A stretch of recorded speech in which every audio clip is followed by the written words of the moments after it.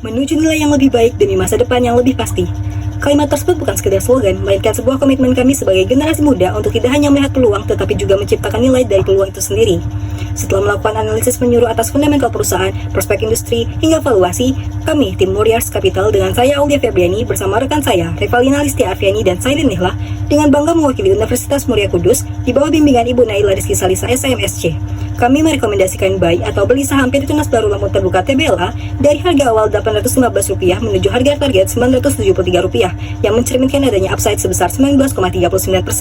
TBLA adalah perusahaan di Indonesia yang berfokus pada produksi dan pengolahan kelapa sawit dan tebu, sehingga dikategorikan sebagai perusahaan agroindustri. Industri ini juga dikategorikan sebagai consumer goods yang memproduksi dan menjual produk langsung dikonsumsi masyarakat. Dalam menjalankan operasionalnya, TBLA melakukan 3 proses. Yang pertama, hulu atau upstream, yaitu kegiatan budidaya kelapa sawit dan tebu. Per akhir tahun 2021, luas perkebunan kelapa sawit sekitar 61.852 hektar. Hasil panen tersebut diproses menjadi minyak kelapa sawit atau CPO dan berbagai produk lainnya. Yang kedua, hilir atau downstream. CPO dan bahan baku lainnya diolah menjadi produk konsumen seperti minyak goreng kemasan, sabun, margarin, dan biodiesel dan gula. Proses terakhir, distribusi. Produk didistribusikan ke pasar domestik dan internasional melalui jalur perdagangan modern dan tradisional. China sebagai konsumen besar minyak sawit masih mengalami pelemahan ekonomi pasca pandemi. Hal ini berpotensi menekan permintaan CPO dan turunannya. Begitu pula Eropa yang telah menghadapi inflasi tinggi dan defisit fiskal, beresiko menurunkan daya beli dan mengganggu stabilitas impor minyak nabati termasuk sawit. Dari sisi geopolitik, eskalasi konflik juga memperbesar resiko eksternal. Perang Rusia-Ukraina belum mereda dan telah mengganggu suplai komoditas global seperti gandum dan minyak bunga matahari. Di saat yang sama, ketegangan di Laut Merah akibat konflik Israel-Palestina menambah beban baru. Laut Merah merupakan jalur vital perdagangan global, termasuk untuk pengiriman CPO. Ketegangan di wilayah ini bisa memicu lonjakan biaya logistik, keterlambatan pengiriman, tekanan harga yang bisa mengganggu stabilitas operasional, terutama bagi perusahaan berbasis ekspor. Baik dari sisi lapangan kerja, ketahanan energi, hingga perolehan devisa negara. Saat ini, Indonesia menyumbang sekitar 56% dari total produksi CPO global, menjadikannya produsen kelapa sawit terbesar di dunia. Dengan produksi nasional, CPO mencatat pertumbuhan tahunan rata-rata sekitar 5-6%, menunjukkan pertumbuhan moderat namun konsisten di tengah tekanan eksternal. Kelapa sawit tidak hanya digunakan sebagai bahan baku minyak nabati untuk kebutuhan pangan, tetapi juga untuk memainkan peran penting dalam transisi energi terbarukan, khususnya melalui kebijakan mandatori pencampuran biodiesel seperti B30 dan rencana B40 ke depan, menciptakan permintaan domestik yang aktif dan stabil, memberikan bantalan terhadap fluktuasi permintaan ekspor. Pertumbuhan industri ini didorong oleh peningkatan permintaan baik secara global maupun domestik. Di sisi global, negara-negara seperti India dan Tiongkok terus menjadi pasar utama. Sementara di dalam negeri, program hilirisasi dan pengembangan energi terbarukan memberikan peluang ekspansi jangka panjang. TBLA memanfaatkan strategi hilirisasi secara optimal dengan mengalihkan fokus dari dominasi segmen hulu ke pengembangan produk hilir yang memberikan margin lebih stabil dan tidak bergantung pada harga CPO global. Ini menjadi faktor kunci di tengah fluktuasi harga komoditas yang tinggi. Berdasarkan data keuangan periode 2019 sampai 2024, TBLA membukukan pertumbuhan pendapatan dan CAGR sebesar 13,7% per tahun, jauh di atas rata-rata industri. Bahkan laba bersihnya tumbuh lebih tinggi, yakni sebesar 14,5% per tahun. Capaian ini sangat signifikan dan menjadi indikator keberhasilan strategi perusahaan dalam melakukan ekspansi usaha, efisiensi operasional, dan diferensiasi produk. Selain itu, TBLA juga menunjukkan komitmen kuat terhadap penciptaan nilai jangka panjang bagi pemegang saham melalui konsistensi dalam pembagian dividen, dengan pertumbuhan CAGR dividen sekitar 12,56% dalam 5 tahun terakhir. Jika dibandingkan dengan pemain sejenis dalam industri kelapa sawit seperti Astra Lestari atau AALI, Sampurna Agro atau SDRO, dan PP London Sumatera atau LSIP, TBLA memiliki keunggulan yang cukup signifikan. AALI, SDRO, dan LSIP masih sangat bergantung pada segmen hulu, sehingga kinerja keuangan mereka lebih rentan terhadap harga pasar dan faktor eksternal seperti cuaca, serta biaya pupuk dan tenaga kerja. Rating ESG mencapai skor 47,3 kategori Severe Risk atau resiko ESG tingkat berat. TBLA juga menerapkan Environmental, Social, and Governance atau ESG sebagai bentuk komitmen perusahaan dalam mendukung prinsip keberlanjutan. Kinerja TBLA terus tercermin dalam penjualan perseorangan pada tahun 2024 mencapai 17,4 triliun, tumbuh 13,7% dibandingkan tahun sebelumnya. Pertumbuhan ini didorong oleh peningkatan harga jual rata-rata produk sawit sebesar 12,9% dan gula sebesar 20,9%. Mayoritas penjualan berasal dari pasar domestik, yaitu sebesar 93,4% dengan kontribusi ekspor hanya 6,6%. Komposisi produk juga menunjukkan ketergantungan yang sehat. 60,4% berasal dari sawit dan turunannya, sementara 39,6% berasal dari gula. Dari sisi aset biologis, TBL menunjukkan tren positif selama 5 tahun terakhir. Nilai aset biologis meningkat dari 444,6 miliar pada tahun 2020 menjadi 528,7 miliar pada tahun 2024, meskipun sempat turun di tahun 2021. Kenaikan ini terutama disebabkan oleh bertambahnya tanaman menghasilkan dan meningkatnya produktivitas perkebunan.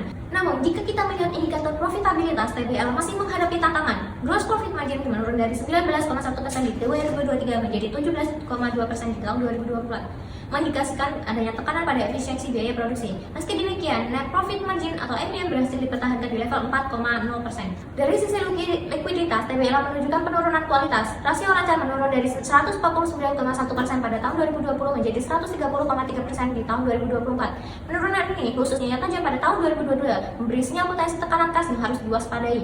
Meski rasio tersebut masih dalam batas aman, tren melemah ini dapat mengurangi fleksibilitas keuangan perusahaan, terutama jika menghadapi volatilitas harga komoditas atau kebutuhan modal kerja mendesak. Sementara itu, pada aspek solvabilitas, TBL menunjukkan peningkatan ketergantungan pada utang.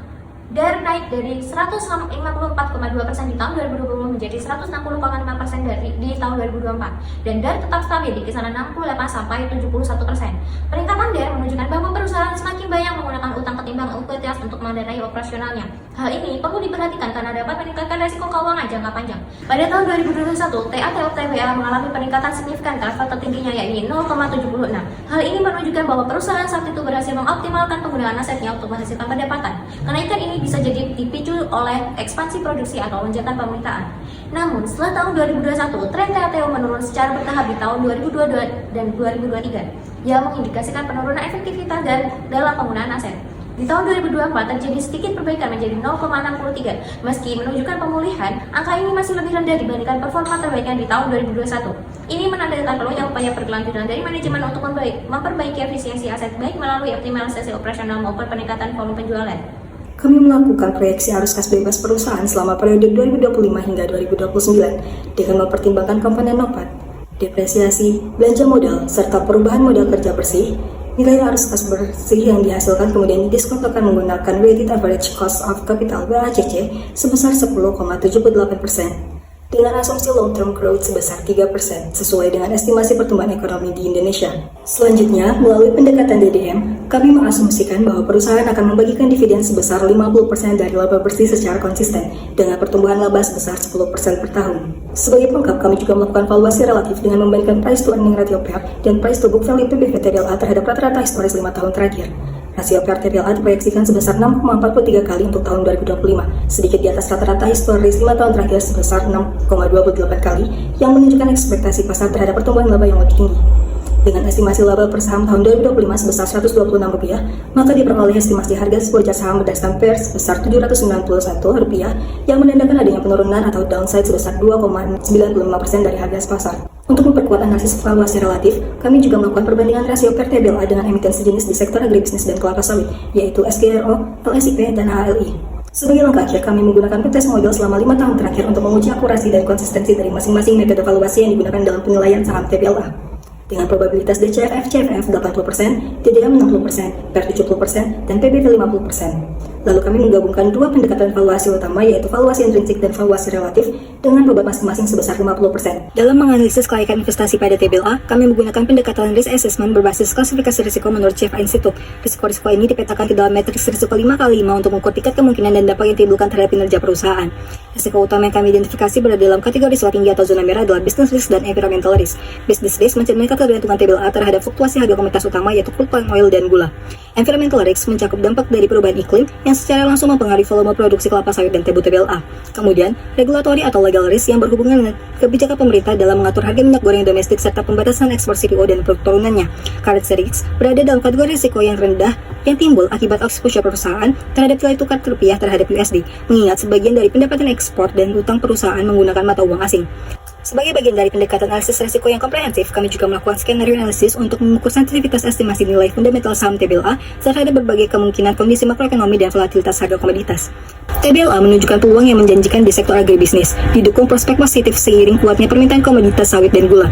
Kami optimis bahwa TBLA dapat menjadi pilihan investasi yang strategis ke depannya.